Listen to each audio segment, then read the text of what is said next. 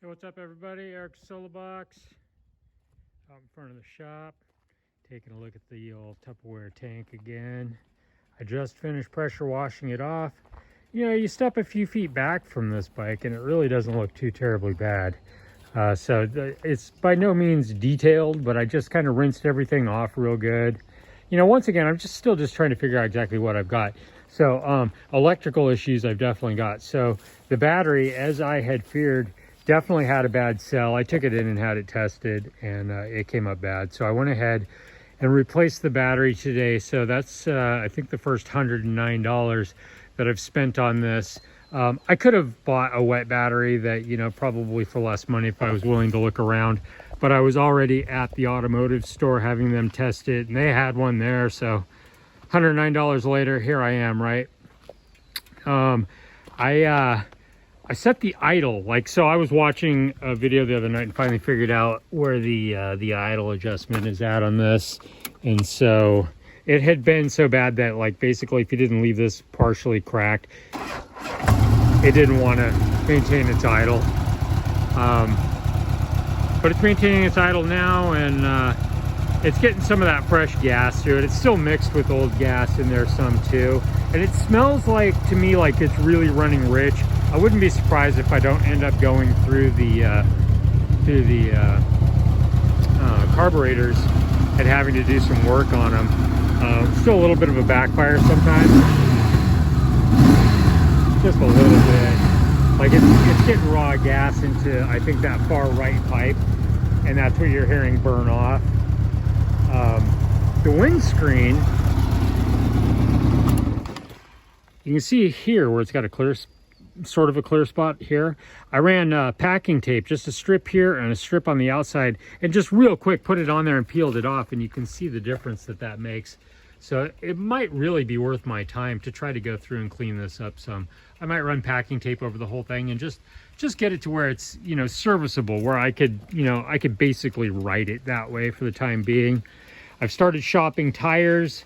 Probably going to go like Dunlop 404 on this thing, which, you know, by the way, I really like how big and fat that front tire is. This tire, I forget what the size is on it, but that tire mostly comes up as being a rear tire on everybody else's bike. I just think it looks cool because it's super fat. Probably going to run a set of 404s. They're a relatively inexpensive tire. Still, you know, long term, I'm not really sure what I want to do with the bike. And so I'm not going to want to put a really good tire on it quite yet. Talk to a few guys a little bit about maybe going dark side with the back of it. You know, maybe someday. It's something that's always, I've never tried it, but, you know, I'd be willing to give it a shot, you know, put a cheap run flat on the back of it and see how I liked it. I'm usually game to try stuff out. I know there's a lot of people that can really get bent out of shape, like, it's a car tire, you're gonna die. Probably a fiery death too is my guess. But anyway, I wanted to talk some more about the electrical on this thing. So I took the stereo off. So basically I came out here yesterday and I had freshly charged the battery and I've got nothing. So I'm thinking, you know, either I've got electricity going straight to ground or the battery is just not good. Anyway, I took the stereo off of it. You wouldn't believe, I mean, this guy is definitely not journeyman level electrician. Check this out. The ground for his stereo came out of the fairing here, and you can see where I tore it. I literally just ripped it off of there. This is where his ground was going to. I haven't had this stuff. I don't even know what this is yet. But here, I'll give you another example. Let's go in the shop really quick. You got to see how he had these speakers. I'd shown you before that he had this orange. This is the positive and negative. This is lamp cord, people. That's how he had the thing hooked up. But look at this speaker. I mean, this has got to be one of the jankiest electrical things I've ever seen in my entire life. Look at this up close. So he's got the blue and the black coming in here.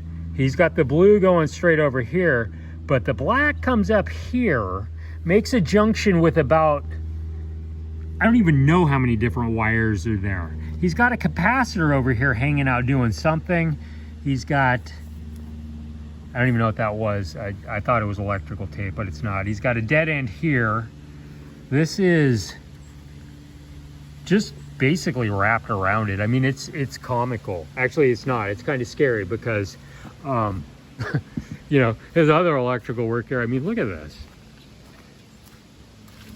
Here's the positive coming off of the new alternator, and the best plan he could come up with was this.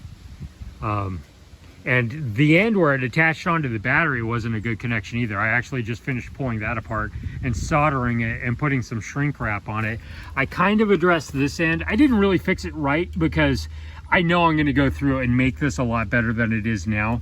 These wires, this will be turned around to where they kind of go together and go through some of that black, I don't even know what you call it, but that black stuff that you put over the top of wires to keep them concealed and together and sort of watertight. And so it'll get that, and it'll fish together and look certainly a little more pro than that, because that's bad. So anyway, what else? I think that's about it for today. I think I'm going to go ahead and push this back into the shop. I've learned to back it in because this bike is heavy. One thing I really liked about my other Goldwing was that it had reverse.